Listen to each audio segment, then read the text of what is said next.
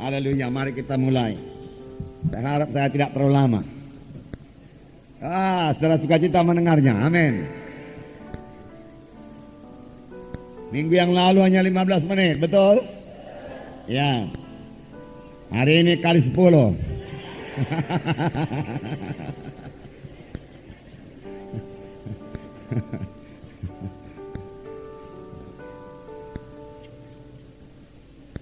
Saudaraku, tidak begitu lama, kita harus cepat karena hari ini juga ada pengutusan, saudara. Haleluya. Mudah-mudahan tiap minggu ada yang diutus, saudara. Kota-kota dibuka, amanat agung digenapkan, amin, saudara. Kita harus terus mengirimkan para penginjil-penginjil untuk menggenapkan amanat agung. Kita semua mengetahui amanat agung berkata, pergilah kamu, jadikanlah semua bangsa muridku, dan baptislah mereka itu dalam nama Bapa dan Anak dan Roh Kudus. Dan ajarlah mereka melakukan segala sesuatu yang kuperintahkan kepadamu, dan ketahuilah aku menyertai kamu sampai kepada akhir zaman. Puji Tuhan, saudaraku. Dalam Kisah 1 ayat 8 dikatakan, kamu akan beroleh kuasa kelak. Kamu akan beroleh kuasa kelak apabila Roh Kudus turun atasmu, dan kamu akan menjadi saksi bagiku Yerusalem, Yudea, Samaria, sehingga sampai ke ujung bumi. Amin. Biarlah kita memiliki visi, saudaraku, Yerusalem, Yudea, Samaria, kemudian sampai ke ujung bumi. Dan biarlah Tuhan mengirimkan orang-orangnya, saudaraku, yaitu hamba-hambanya, untuk melaksanakan visi ini. Amin. Yerusalem misalnya, kalau saudara dari Tarutung lah itu, saudaraku, Jaya Tanah Batak. Kemudian Judea, ya masuklah, saudaraku, ke Simalungun sana, saudaraku. Ya, Samaria, saudaraku, boleh jadi ke Sumatera Timur ini, saudaraku.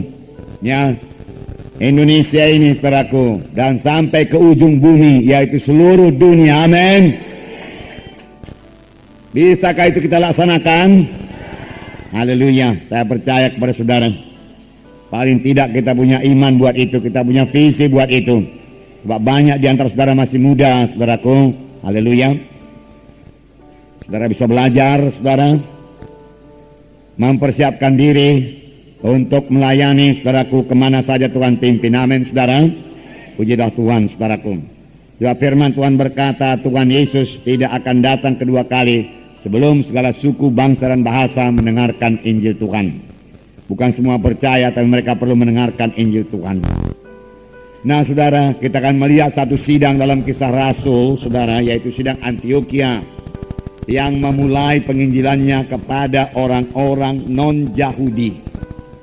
Sidang di Yerusalem melayani kepada orang-orang Yahudi.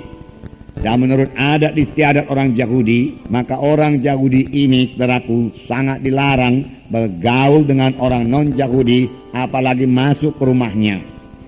Waktu saudaraku Petrus, saudaraku, mengunjungi Kornelius dengan petunjuk daripada Roh Kudus, Petrus mengatakan hal ini. Engkau tahu betapa kerasnya larangan kepada kami orang Yahudi untuk bergaul dengan engkau. Tetapi Tuhan mengajari aku supaya aku tidak membedakan dan serupa orang, dia katakan. Oleh sebab itu Petrus pun datang ke rumah Kornelius dan mengabarkan Injil. Dan pada waktu Petrus mengabarkan Injil, Roh Kudus turun, dan orang-orang di rumah Kornelius penuh dengan Roh Kudus, dan mereka berkata-kata dalam bahasa roh dan bernubuat. Amin, saudara. Puji Tuhan. Memang kalau kita mematuhi Roh Kudus, kita selalu berhasil. Kita melihat ini sidang Antioquia.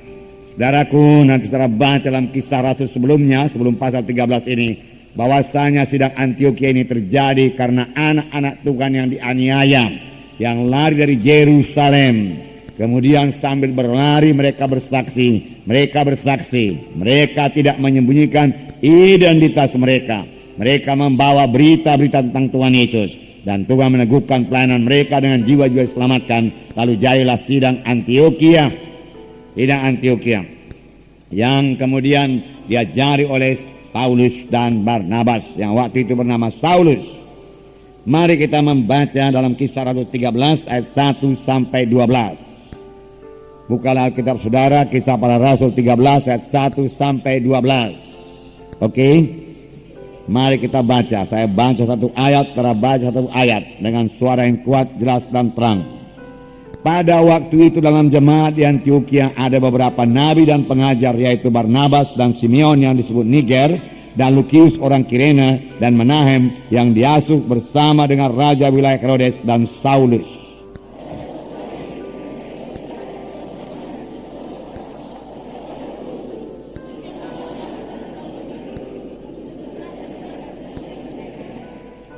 Maka berpuasa dan berdoalah mereka, dan setelah meletakkan tangan ke atas kedua orang itu, mereka membiarkan keduanya pergi.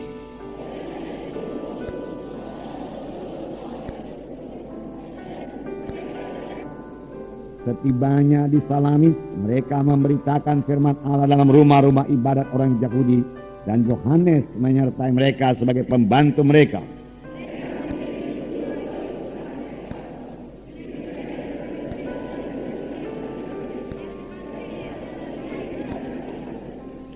Ia adalah kawan gubernur pulau itu, Sergius Paulus, yang adalah orang cerdas.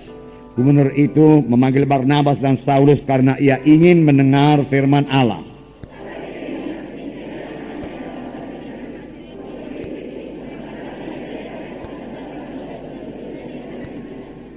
Tetapi Saulus, yang juga disebut Paulus, yang penuh dengan Roh Kudus, menatap dia.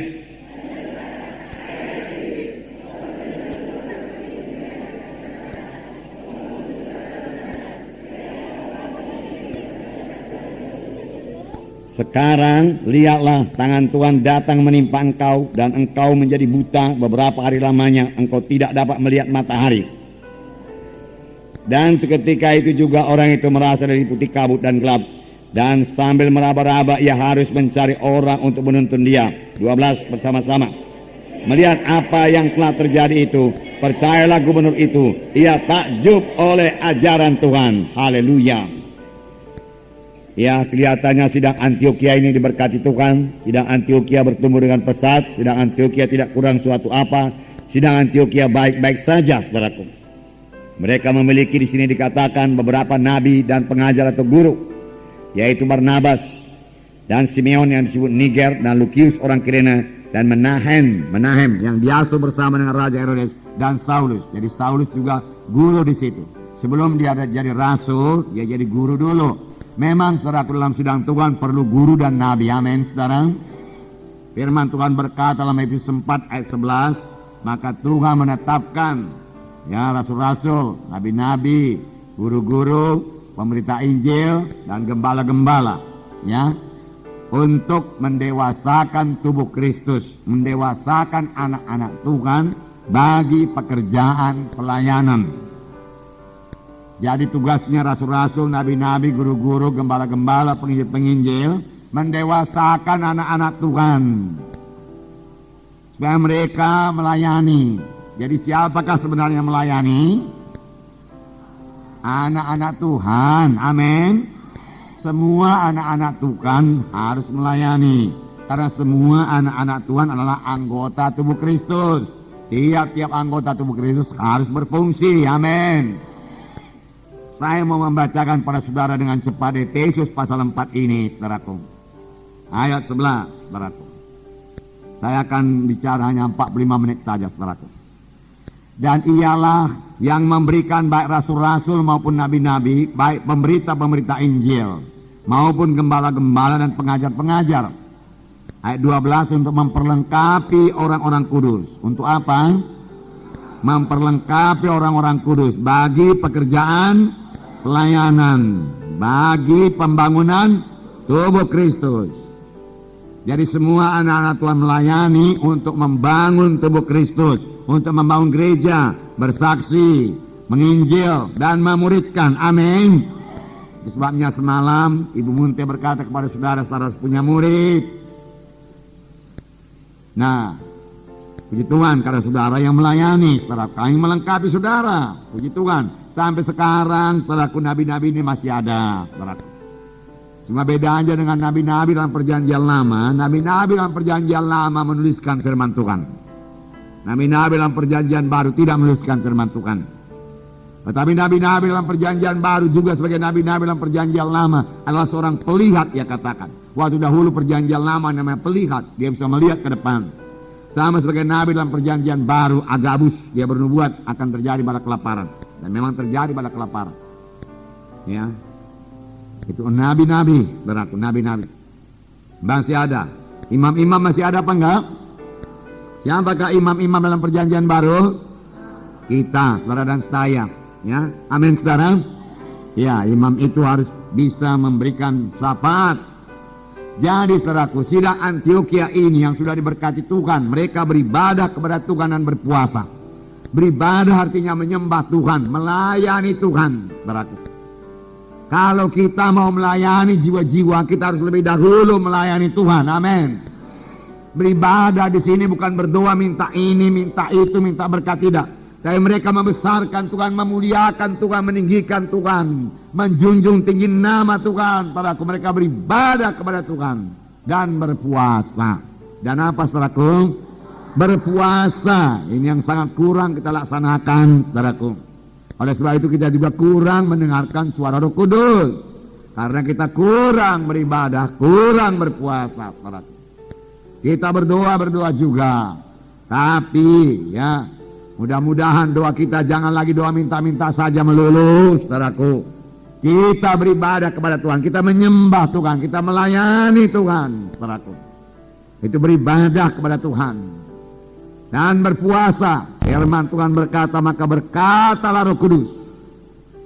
Setelah mereka beribadah kepada Tuhan, setelah mereka berpuasa, Roh Kudus mulai menunjukkan jalan, mulai menuntun sidang tersebut, mulai memberikan petunjuk kepada sidang Antioquia, langkah-langkah apa lagi yang harus mereka ambil supaya sidang bertumbuh. Saudaraku, sidang bukan hanya pada satu tempat saja, sidang harus menginjil. Saudaraku, berpuasa. Saudara, biarlah kita juga belajar puasa ini, tidak makan, tidak minum, saudaraku. Ya, sebisa-bisanya 24 jam. Kalau saudara belum bisa 24 jam, saudaraku, tidak makan, tidak minum, silakanlah minum air putih sedikit, saudara. Nah, saudara bisa tahan, saudaraku. Di kali berikutnya, saudaraku, saudara boleh kurangi minumnya, saudaraku. Lama-lama, saudaraku, dalam tempo 24 jam, saudara tidak perlu air dan tidak perlu makanan. Saudara bisa puasa dengan baik dan bersekutu dengan baik dengan Tuhan. Dalam puasa kita perlu bersekutu dengan Tuhan. Tentunya sidang Antioquia ini waktu dia beribadah kepada Tuhan dan berpuasa, dia bersekutu dengan Tuhan. Itu sebabnya dia mendengar suara Roh Kudus. Amin. Apakah firman Tuhan disampaikan melalui nubuat? Saudaraku, tidak dituliskan di sini. Pokoknya mereka semua mendengarkan suara Tuhan. Bisa juga melalui nubuat, karena di sini dikatakan di sidang Antioquia ini ada beberapa nabi dan guru. Jadi nabi itu bisa bernubuat. Bukan pula berarti kalau sudah bisa bernubuat sudah nabi. Tidak, saudaraku. Kadang-kadang saya bernubuat juga, saudara, tapi saya bukan nabi, saudaraku. Semua kamu boleh bernubuat, firman Tuhan berkata. Amin. Dan biasanya dapat Bapak besar Roh Kudus juga dia bisa bernubuat. Tetapi bukan berarti kalau sudah bernubuat sudah nabi. Tapi kalau seorang nabi harus dapat bernubuat. Amin. Nah, saudara yang kasih dalam nama Yesus, berpuasa artinya menyangkal diri, tidak makan, tidak minum, untuk mencari kehendak Tuhan. Banyak orang tidak tahu kehendak Tuhan. Banyak orang tidak mendapat petunjuk dari Tuhan, saudaraku. Dia tidak tahu langkah apa yang akan diambil selanjutnya. Untuk itu dia perlu puasa dan beribadah kepada Tuhan dan menyembah Tuhan, membesarkan Tuhan, meninggikan Tuhan, memuji Tuhan, menyembah Tuhan. Itulah dia beribadah kepada Tuhan. Dalam berpuasa itu kita berduka cita. Mengapa kita berduka cita? Karena kita menyadari kekurangan kita sebagai hamba Tuhan. Kurang urapan, kurang kuasa, kurang pengertian, kurang hikmat. Kita berduka cita. Kita juga berduka cita karena kegagalan kita dalam pelayanan, kebodohan yang kita berbuat, kesalahan yang kita berbuat dalam pelayanan. Kita berduka cita dalam berpuasa itu. Firman Tuhan berkata, duka cita dunia ini membawa kepada maut, tapi duka cita yang daripada Tuhan membawa kepada hidup. Selesai, sesaat saja lamanya kita mengenakan, memakai duka cita, jubah duka cita. Tetapi setelah selesai puasa, saudaraku, jubah duka cita akan diganti dengan jubah sukacita, jubah pujian daripada Tuhan. Amin. Saudara, puasa memang selalu, saudaraku, membawa berkat Tuhan, saudaraku. Kita juga berduka cita karena kejahatan, karena dosa yang bertambah-tambah di dunia ini. Dan juga bisa berduka cita karena anak-anak yang berontak kepada orang tua. Kita berduka cita melihat anak-anak muda yang dikuasai ganja, narkotika, dan lain sebagainya. Kita berduka cita melihat kenakalan-kenakalan remaja, dan itu membuat kita berpuasa. Mohon Tuhan membuka jalan keselamatan bagi remaja-remaja. Nah, saudaraku, puasa akan menurunkan kuasa Tuhan. Waktu mereka beribadah dan berpuasa, maka berkatalah Roh Kudus. Roh Kudus mulai memimpin setelah mereka beribadah, setelah mereka puasa. Kalau sekiranya mereka tidak beribadah kepada Tuhan dan tidak puasa, Roh Kudus tidak akan memimpinkan mereka. Berkatalah Roh Kudus, khususkanlah Barnabas dan Saulus bagiku untuk pelayanan yang sudah kutetapkan bagi mereka itu. Disebut Barnabas lebih dahulu, tetapi dalam kemudian dikatakan disebut Paulus atau Saulus lebih dahulu, saudaraku. Iya, itu pimpinan Roh Kudus, saudaraku. Saya percaya Barnabas dipakai Tuhan luar biasa, Paulus dipakai Tuhan luar biasa. Haleluya, saudara. Kemudian setelah mereka menerima pimpinan Tuhan, di sini dikatakan, khususkanlah bagiku Barnabas dan Saulus bagi tugas yang telah kutentukan bagi mereka. Maka ayat 3 berkata, berpuasa dan berdoalah mereka. Dan setelah meletakkan tangannya ke atas kedua orang itu, mereka membiarkan keduanya pergi. Setelah ditunjuk oleh Tuhan, mereka juga perlu dilengkapi. Setelah diutus dari sini, saudara juga perlu dilengkapi. Tidak selesai begitu saja. Saudara juga perlu berdoa, perlu berpuasa, mohon urapan Tuhan, mohon kuasa Tuhan yang bertambah-tambah dalam pelayanan saudara. Di sini, sidang Antioquia, mereka berdoa, berpuasa lagi untuk kedua kalinya. Lalu kemudian mereka meletakkan tangan mengutus Barnabas dan Saulus. Amin, saudara. Nah, jadi pengutusan mereka padaku dengan peletakan tangan melalui doa dan puasa. Barnabas dan Saulus memulai pelayanannya, yang kemudian mereka itu disebut rasul. Sebab kisah 14 ayat 4 berkata, kisah 14 ayat 4 berkata, tetapi orang banyak di kota itu terbelah menjadi dua. Ada yang memihak kepada orang Yahudi, ada pula yang memihak kepada kedua rasul itu. Saudaraku, ini terjadi di Iconium, saudaraku, di mana orang Yahudi berbelah menjadi dua karena pemberitaan rasul Paulus dan Barnabas. Di sini dikatakan mereka disebut rasul. Sebelumnya mereka hanya guru. Mereka bertumbuh dengan pesan. Amin, saudara. Nah, saudara, perlukah kita puasa? Saya membacakan kepada saudara dalam Markus, di dalam Markus pasal 2. Ayat 18, saya bacakan beberapa ayat sampai 20 saja. Markus pasal 2 ayat 18. Pada suatu kali ketika murid-murid Yohanes dan orang-orang Farisi sedang berpuasa, datanglah orang-orang dan mengatakan kepada Yesus, mengapa murid-murid Yohanes dan murid-murid orang Farisi berpuasa tapi murid-muridmu tidak? Jawab Yesus kepada mereka, dapatkah sahabat-sahabat mempelai laki-laki berpuasa sedang mempelai itu bersama mereka? Selama mempelai itu bersama mereka, mereka tidak dapat berpuasa. Tetapi waktunya akan datang, mempelai itu akan diambil dari mereka, dan pada waktu itulah mereka akan berpuasa. Ada waktunya mempelai itu diambil dari mereka, dan pada waktu itulah mereka berpuasa. Sini dikatakan, dapatkah sahabat-sahabat mempelai laki-laki itu puasa selagi mempelai bersama-sama dengan mereka? Mempelai itu tidak lain daripada Tuhan Yesus. Sahabat-sahabat mempelai laki-laki itu tidak lain daripada murid-murid Tuhan Yesus atau anak-anak Tuhan. Selagi bersama-sama dengan Yesus, selagi Yesus di bumi ini, mereka tidak perlu puasa. Tetapi ada saatnya Yesus diangkat ke sorga. dan menunggu kedatangan Tuhan kedua kali, maka murid-murid harus berpuasa. Kita juga harus berpuasa. Amin, saudara. Ya, sudah melihat berkat puasa yang luar biasa tadi, saudaraku.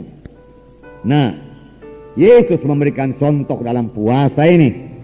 Lukas pasal 4 ayat 1 dan 2. Saya membacakan kepada saudara Lukas pasal 4 ayat 1 dan 2. Yesus yang penuh dengan Roh Kudus, Yesus yang penuh dengan Roh Kudus kembali dari sungai Jordan, lalu dibawa oleh Roh Kudus ke padang gurun. Di situ ia tinggal 40 hari lamanya dan dicobai iblis. Selama di situ ia tidak makan apa-apa, dan sesudah waktu itu ia lapar. Jadi Yesus berpuasa. Saudaraku, di sini dikatakan dalam ayat 1, Yesus sudah penuh dengan Roh. Mengapa pula dia perlu puasa? Yesus dalam keadaan tubuh manusia. Dia merasa lapar, dia merasa haus, dia merasa capek, dia perlu tidur, dan lain sebagainya. Saudaraku, dia manusia betul-betul, saudaraku. Dan dia dicobai oleh iblis. Tentunya dia bisa jatuh kepada dosa. Kalau tidak bisa jatuh kepada dosa, iblis tidak akan mencobai. Tetapi nyatanya Tuhan menang dan mengalahkan setan. Firman Tuhan berkata, ia tidak makan apa-apa, dan sudah waktu itu ia lapar. Ia tidak makan apa-apa, yang berarti dia puasa. Dia puasa. Apakah berkat daripada puasa Tuhan Yesus? Dalam ayat 14, Lukas 4 ayat 14. Sesudah Yesus berpuasa, Yesus mulai pelayanannya dengan sangat berkuasa. Dalam ayat 14, dalam kuasa Roh kembalilah Yesus ke Galilea, dan tersiarlah kabar tentang dia di seluruh daerah itu. Tadi dikatakan dia hanya penuh dengan Roh Kudus, karena Roh Kudus beroperasi penuh dalam dia. Dengan kuasa Roh, dia kembali ke Galilea dengan kuasa Roh. Saudaraku, boleh jadi dia melayan dengan Roh Kudus, saudaraku, karena Filipus juga pernah diangkat oleh Roh Kudus. Jadi oleh Roh Kudus. Tapi firman Tuhan jelas berkata, dengan kuasa Roh sesudah dia puasa. Kuasa Roh Kudus menjadi begitu aktif setelah puasa. Amin, saudara. Nah, kalau begitu perlukah kita berpuasa, saudaraku? Perlu, sangat perlu kita berpuasa. Paulus banyak berpuasa. Ini saya bacakan hanya beberapa ayat topik firman Tuhan hari ini, bukan mengenai puasa. Satu topik saja mengenai puasa. Ada 3 perkara yang penting kita lihat pada hari ini. Satu mengenai doa dan puasa. Saudaraku, kemudian dalam 2 Korintus pasal 11. 2 Korintus pasal 11 ayat 27.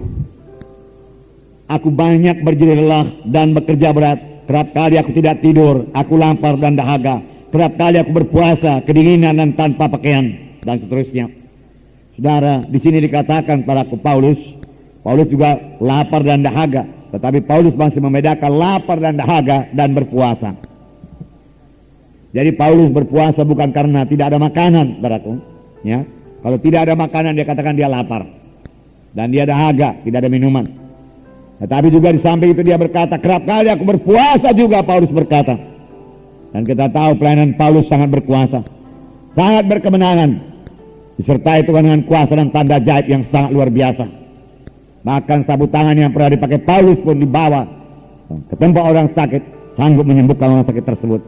Mujizat-mujizat yang luar biasa terjadi dalam pelayanan Paulus. Dan Paulus berkata, dia banyak berdoa, dia banyak berpuasa, dia banyak puasa, banyak berdoa. Amin, saudara. Nah, saudara rindu akan kuasa Tuhan, berpuasalah. Rindu urapan Tuhan bertambah-tambah, berpuasalah.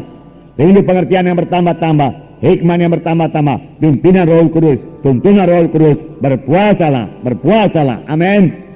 Haleluya. Nah, puji Tuhan, saudaraku. Kemudian kita melihat dalam kisah 13 tadi, petunjuk daripada Roh Kudus atau pimpinan Roh Kudus. Kisah 13 dalam ayat 4 dikatakan, dalam ayat 4, oleh karena disuruh Roh Kudus, Barnabas dan Saulus berangkat ke Selukia, dan dari situ berlayar ke Siprus.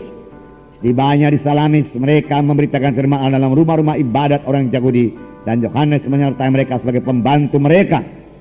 Saudaraku, di sini dikatakan ketika oleh karena disuruh oleh Roh Kudus, dipimpin oleh Roh Kudus, dituntun oleh Roh Kudus, mereka menerima petunjuk Roh Kudus kemana mereka harus pergi.